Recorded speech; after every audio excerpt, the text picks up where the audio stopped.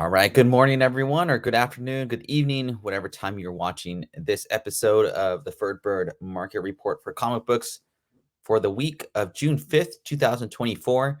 A couple days late this week. Sorry, guys. I had a lot of things going on this week, but without further ado, just wanted again to say thanks to everyone for subscribing and supporting the channel.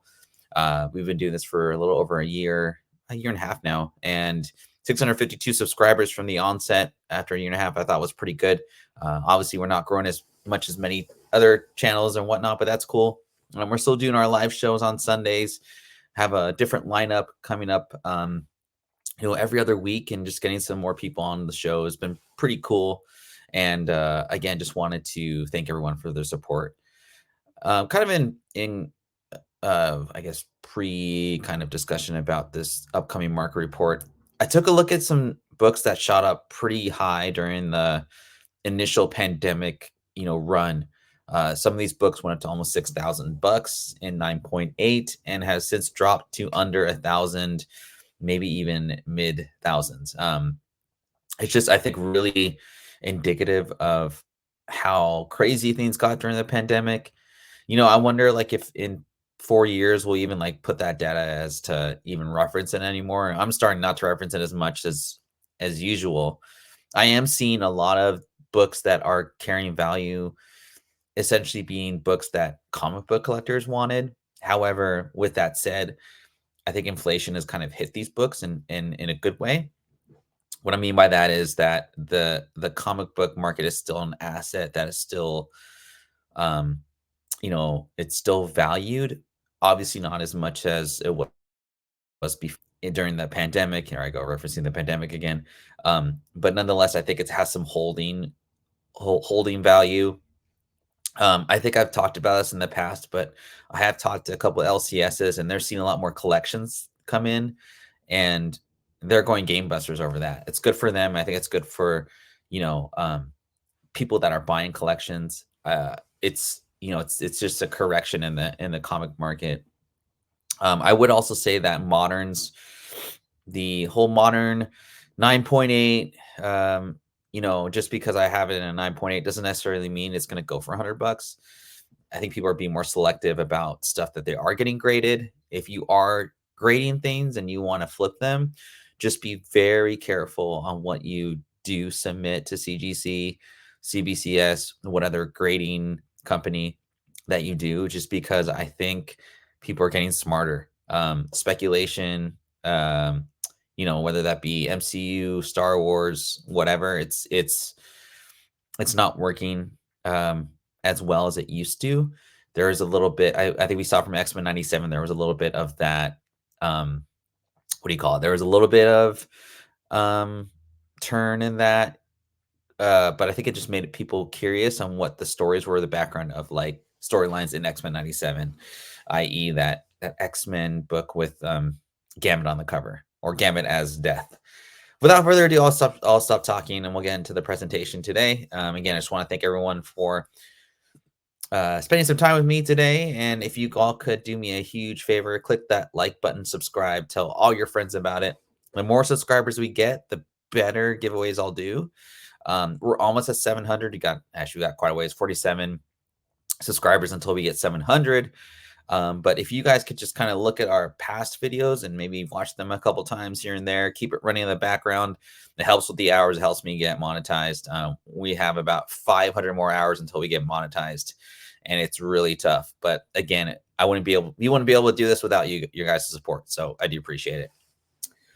Okay, so for the first book, I wanted to get into a book that is probably not so much mainstream known, but it's been one of my favorite stories of the year. It just wrapped up this past week, or maybe last week. I can't remember.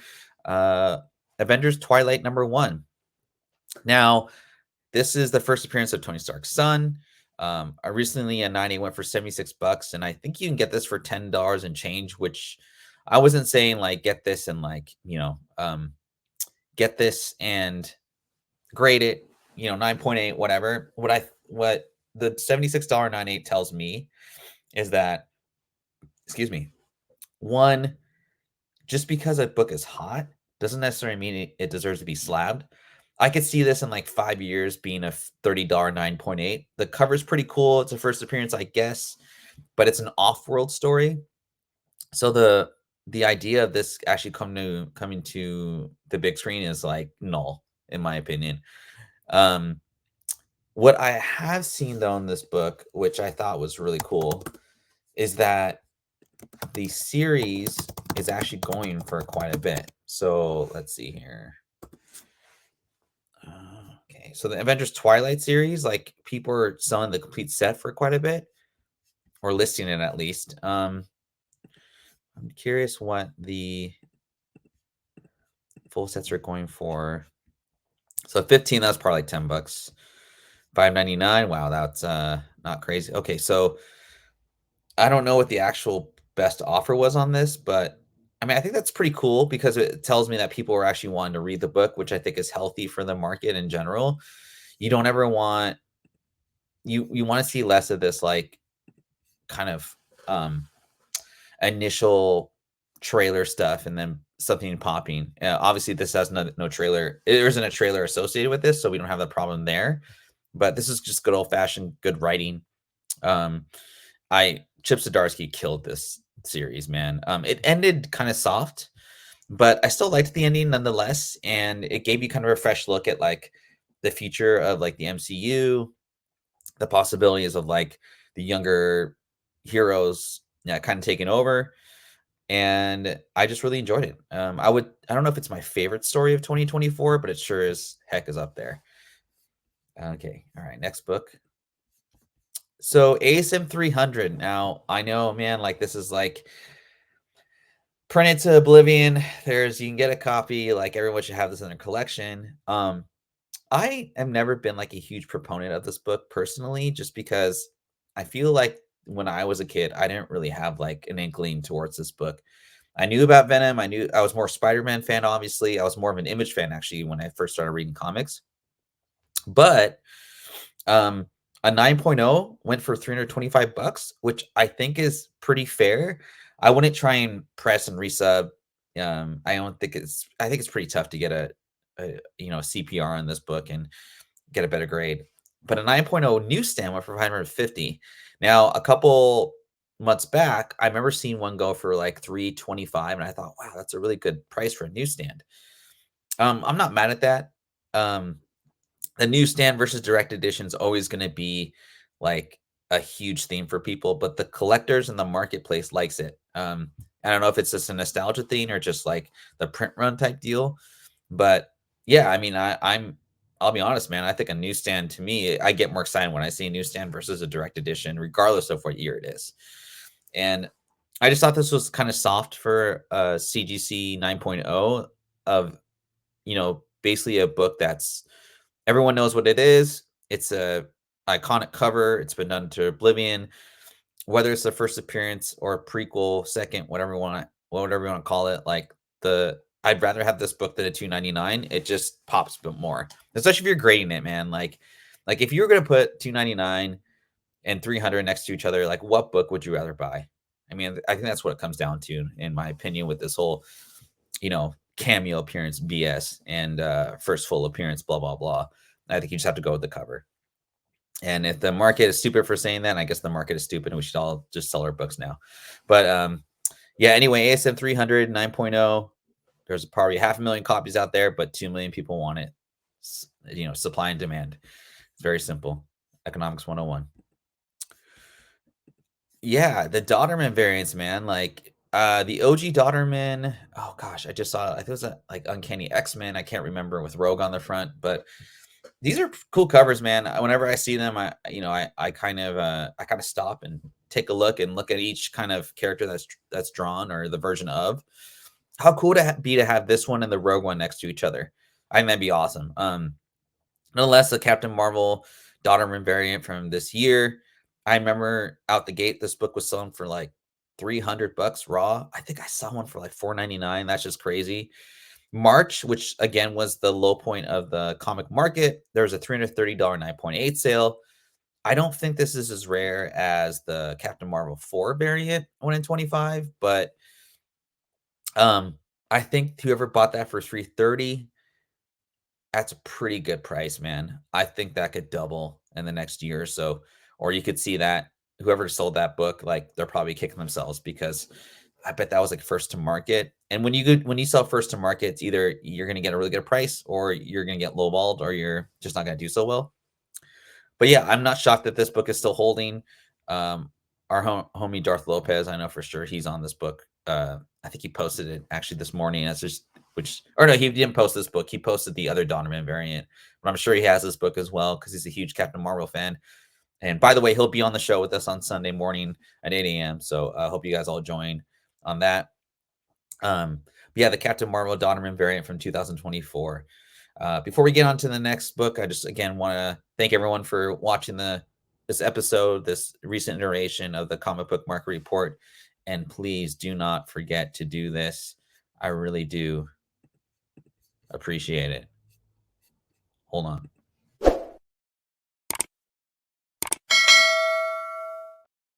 And hit that like button too. All right, next book. I was kind of referencing this in the beginning of my introduction to the show. It's a Captain Marvel second print, number 17, if you guys don't know. But man, I remember when I saw this book initially during pandemic days, like I didn't even know who Captain Marvel was. I think she came out like 2014. So I was definitely not reading comic books back then. And then when I came back into the comic book hobby, like in 2016, 2017, I was like, oh man, that's kind of a weird character, man. Like I don't really get it. She wasn't talking to me, right? Um, and then when I saw this during like on some YouTube shows, whether that be oh man, I don't even know the names of the shows, but like I was just shocked. And I remember seeing a 9.8 go for like 6 grand. And this was like kind of before any rumors or like of a show. um, I just couldn't understand the reasoning for 6 grand for a comic book that came out like 10 years, not even like less than 10 years prior to a character that I wasn't really familiar with. And I was like, well, maybe I'm just ignorant to like the popularity of like comic books, or I just don't understand it. And I remember just like passing one like at a hobby shop and they had it raw for like $1,000. I didn't give it like a second look, albeit I did give other books that were listed for that much like a third or fourth look. However, this book just never did anything for me. And it's kind of a stark reminder to me that the comic market was just so weird back then. And there are books that I'm glad I passed on and books that I definitely gave into the market kind of reactions to it, and stocks too, for what it's worth. Nonetheless, a 9.6 went for $320 about a month ago or so. A 9.8 went for $700 in April. I hope whoever sold that book bought it for like $50 tops, man. Because, man, you were making out a band-aid if you sold this for 6K back in the day. But yeah, I even still think $700 is pretty high, unless you're holding this for like 5 to 10 years and just you got money to park somewhere. I'm not mad at that. Like if you're selling this for if you're buying that for, well, no, it's on eBay, so you couldn't pay cash. But regardless, man, like this is I feel like this is a risky kind of bet. If you were gonna buy it for $700, because there's not a ton of meat left on the bone. But who knows? It might hold value. And I think if anything, this is the Captain Marvel first appearance to get, because she's on the cover. It's a second print. So it's a little bit, rare-ish, I guess you'd say. But man, yeah, $700 for a 9.8, man. That's just sad. That's not God of War. This is Cyberpunk 2077, the variant. Now, this is a book that has held its value for quite a bit on a failed video game, nonetheless. Sold for 1,000 recently in 9.8. I saw another sale go for like 1,400, but I don't think that was like a best offer type deal. It's tough for me to put $1,000 into a property that has just a video game tied towards it. However, I will say I'm very bullish on Cyberpunk, not God of War, 2077. I just think there's a lot of potential because of there's only one game that's come out. With more games coming out, the movie spec's cool, but like that's a tough one to do too. There's a show that came out tied towards this universe, and it was really good. If you guys ever want to like a good anime that's has American influence, like 2077 for sure, man. Um, yeah, it is. Yeah, that show's really good. But yeah, Cyberpunk 2077. I wish I could get this for like 700 bucks if I was going to invest in this book. Man, yeah, 1,000 bucks is a lot of money, but I know this is short print. Not a lot of people are buying Cyberpunk 2077 from Dark Horse.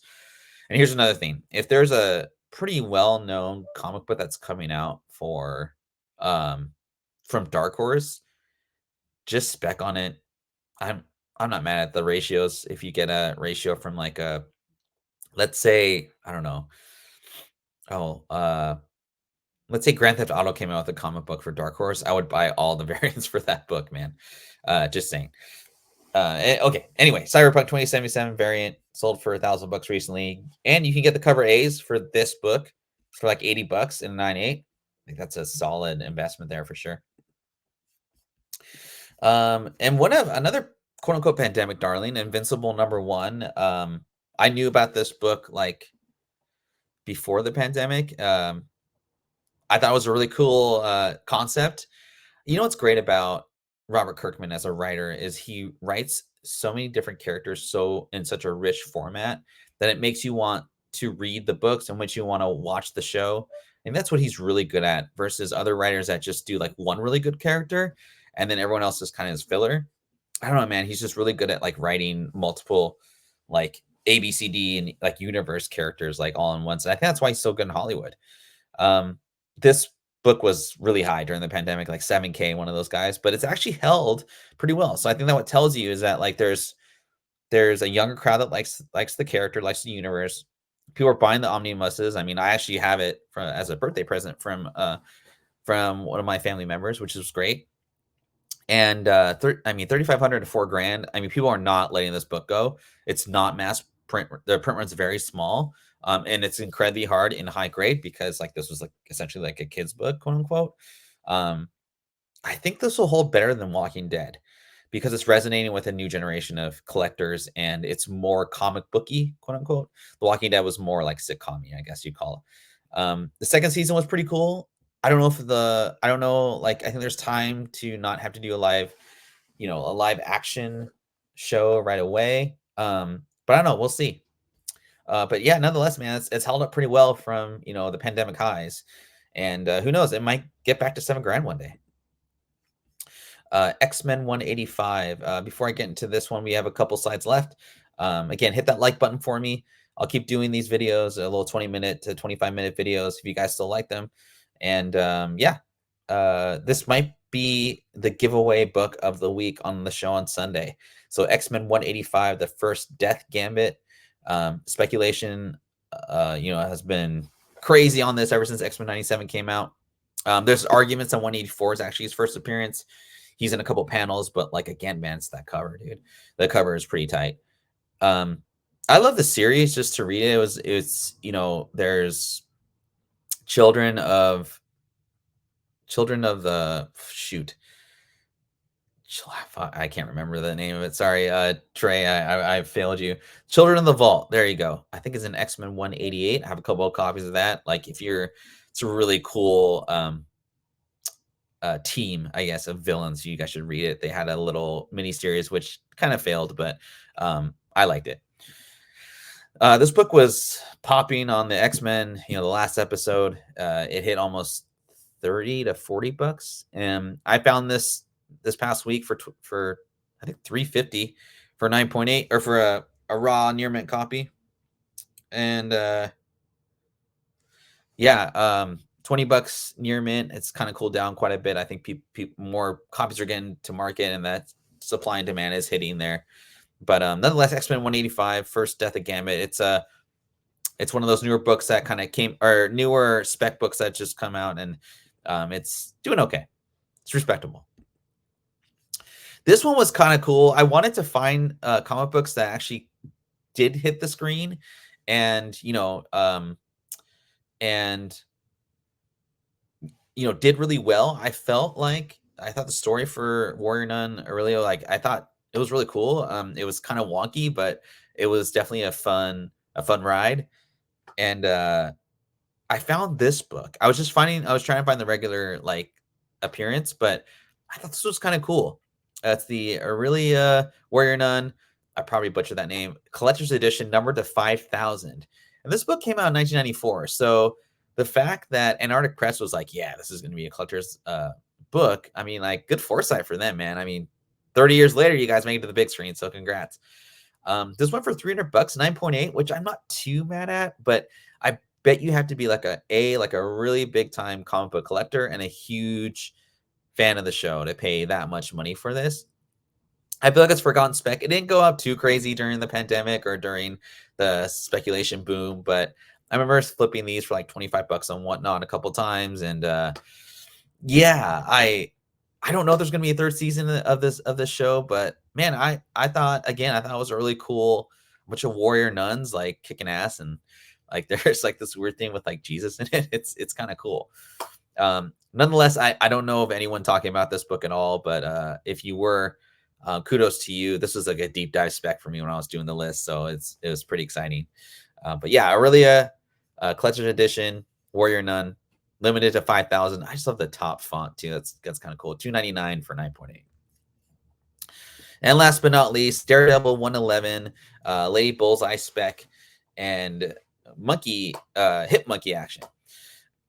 This David Aja, man, like when I was finding out about new artists during the pandemic, I was really liking Mark Brooks's art. I thought he was really good. I also really dug Ryan Stegman for like kind of his kind of art and all that. But David Aja was another one where I was like, wow, this guy has really like different designs and talent. That negative space thing just really works for his type of art, I feel. And this is like my favorite David Aja cover, I would say. The Darth Maul one's okay, but this one I think is just, I don't know. I like this one a lot. It's a later print Daredevil, so I gotta imagine the print run's pretty low because you're lower. I couldn't find any recent sales of this book, but I would say that paying $50 for this, that's a tough one, because if you're paying it raw, I gotta think 90s are impossible in this book. I didn't look at the census. I probably should have done that, but I can imagine it's really tough to get a 9.8 in this book because of the white background and all that. But nonetheless, David Aja, Daredevil 111, first appearance of Lady Bullseye. Who knows? I don't know if she's going to show up in anything ever. Hip Monkey, I think, is a better play if you're going to spec on like that type of stuff. But this cover is just beautiful, and I can't find recent sales out of it, so it seems like people aren't selling this. Well, that's the show for today. Again, sorry this is a little late, but I do appreciate your guys' support and watching the replays on the shows. Again, we're trying to get to 700 subscribers. Each barrier seems like it's harder each time, so I'm just going to try and put out good information for everyone to be curious about. But if you are enjoying this stuff, please comment too. That lets me know that, and just comment whatever. You don't have to like be like, oh, great show or whatever. Like, oh, actually, like this was this, or correct me on stuff. I'm not perfect. I'm not always on everything, but I try and do my best. But again, if you like the show, click that like button. It helps with the algorithm. I think last time we had like 27 likes on the last video, which was great. That tells me that people are liking these videos. I'll keep doing them. And then let your people, if you know people that don't subscribe to the channel, tell them about it. Again, I do giveaways live on Sundays, and we'll see you guys on the next video game market report. Take care and have a great day.